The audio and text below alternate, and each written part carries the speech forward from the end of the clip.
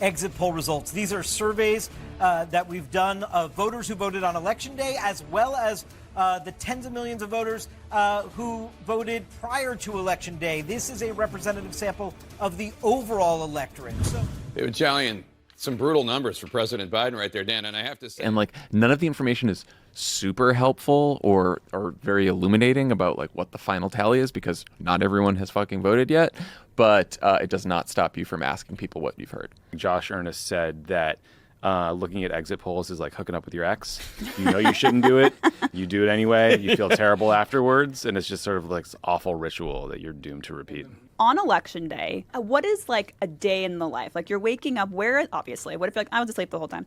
Honestly, that would have been preferable. Where are the staffers? Where is the candidate? So you said in 2008 you guys were in Chicago. Mm-hmm. That's where Obama was too, but were you guys in the office with him for the full day? We were in the office.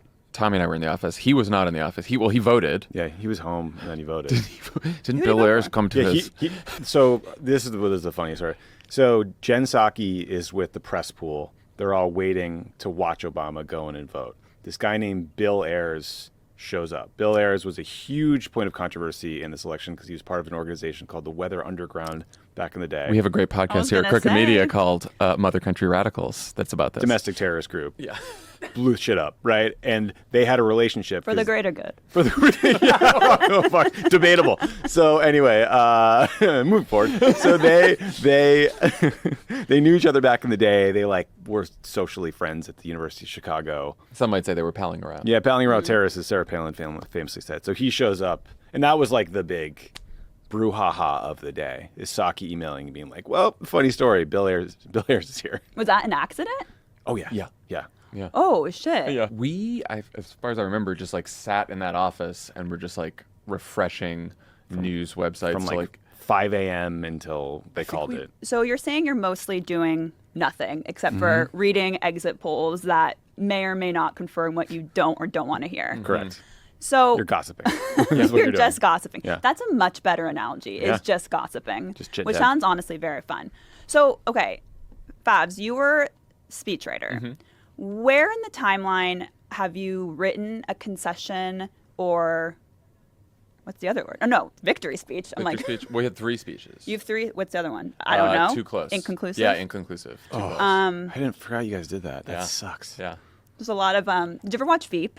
Yes. You know, Selena Meyer's best friend who's like, well, that's a good question. I mean, I can see how it can go one way, but what if it went the other way? Do you remember her? Rebecca?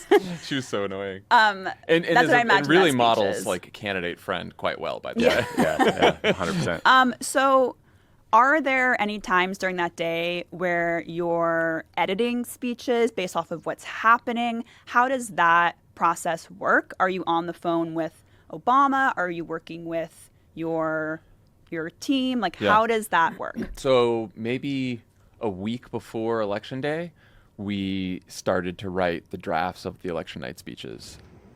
Now, you guys may argue with me on this, but again, I'm just trying to give a little bit of I want this to be populist, but I want a little bit of a flavor of forward-looking. So. And the way it went was I took the lead on the victory speech. I think Sarah Hurwitz wrote, who was one of our speechwriters. She had been Hillary Clinton's speechwriter. Then we hired her. And then she came with us to the White House and became Michelle Obama's speechwriter. She's a fantastic speechwriter. She took the lead on the concession speech. I forget who did the too close to call speech, but that was similar to the... Is that just a short one? It was a very short one, yeah. It was like, we're excited about the results. We still got to wait for all the votes to be counted. We'll talk to you tomorrow kind of thing. And so we had all the speeches done. Obama had them like days before the election, on Election Day, but he was like, I don't want to edit. I don't want to jinx anything. And I'm like too nervous. Everyone's so superstitious. Everyone's so superstitious. So no one gave us edits. So Obama did not give me edits to the victory speech until it seemed like we won Ohio and he won the presidency. And then he called with just a couple edits. I can't believe it.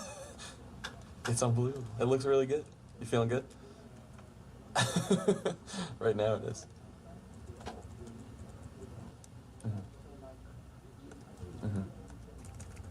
Okay.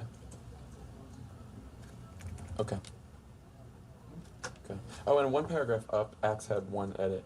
When it says there will be setbacks and false starts, he has, there are many who won't agree with every decision or policy I make as president, and we know that government can't solve every problem. Okay. Okay. Who gets say over that speech? And why did I see you change the word that to those? Are those the important edits you're doing? Yeah. Well, Obama would make sort of nitpicky edits like that just because he's a writer. And so he got into that kind of stuff. I think I sent it around to everyone. The people who would really make edits, the most edits were David Axelrod, who's our chief strategist. And once in a while, Robert Gibbs would make an edit. David Plouffe, the campaign manager, would make an edit. But really, no one else dug in, unless it was a policy speech. That was not a policy speech. So that was just, most of that was just me and him. Do you remember any like specific part of that? That was a victory speech, but is there a specific part you remember that you like really loved or was your idea? But a couple of days before, when I was trying to figure out an ending to the speech, I read a CNN story about this woman named Ann Nixon Cooper who had waited in line in Atlanta to vote for 3 hours, and which is crazy that she had to wait 3 hours to vote, but also it was notable because she was 105 years old. This election had many firsts and many stories that will be told for generations, but one that's on my mind tonight is about a woman who cast her ballot in Atlanta. She is a lot like the millions of others who stood in line to make their voice heard in this election, except for one thing. Ann Nixon Cooper is 106 years old. I think this was a great way to end the speech, to talk about like when she was born, right? She couldn't vote because she was black and because she was a woman. She was born just a generation past slavery, a time when there were no cars on the road or planes in the sky, when someone like her couldn't vote for two reasons: because she was a woman and because of the color of her skin. And then like all the things she'd seen in the century that she was an American, all the progress she'd seen. And tonight, I think about all that she's seen throughout her century in America: the heartache and the hope, the struggle and the progress. And so we figured that's how we'd end the speech. And then after talking about all the things she'd seen, we do the "Yes, we can" refrain. And this year, in this election, she touched her finger to a screen and cast her vote. Because after 106 years in America, through the best of times and the darkest of hours, she knows how America can change. Yes, we can. So wrote this whole thing. He called me, like we just saw in that clip, and as soon as I hung up, Tommy, who was right next to me, was like, "Oh, you should like call Ann Nixon Cooper and like let this woman know that she's going to be in this speech." And so it was like, "Oh, right, I didn't even think about that." And so we had our researchers like locate her, find her number, and so I called her, and she's like this very frail woman picks up the phone, and I was like, "Hi," and I like explained to her who I was, and blah blah blah, and I'm like, "And Senator Obama's going to mention you in the speech, and because he's really moved by your story," and she's like, "Is it going to be on TV?" And I was like, "Oh yeah, it's going to be on TV." And then she was like, she stopped and she thought, and she was like, "What channel is it going to be on?" And I was like, "It's going to be on all the channels." and then she stopped and she was like, "I'm so happy, I'm so proud." And it was like right at that moment that they called the race. 11 p.m. on the East Coast, and we have news. Barack Obama will be the 44th president of the United States. And so everyone's like cheering and yelling and clapping, and I was like under the desk trying to like talk to Ann Nixon Cooper before he went and did it. It was a cool moment. That's Kind of like emotional to think about all this shit, you know? Yeah, I know. It's a long time ago, but it's an emotional moment. I mean, I wasn't even there, and I felt like I wish I was there. Like, it just felt really emotional and special. Talking a little bit more about like the day, Tommy, I know you worked a lot with the press, so like what's on that day, like what's the relationship like between the campaign and the press? How much are you guys speaking to each other? How much are you kind of leaking temperament in the headquarters? What does that look like? Well, so my job in Iowa, I was the Iowa press secretary, and then they said, "Come back to Chicago headquarters. We're about to beat Hillary. We need you to do a rapid response against John McCain."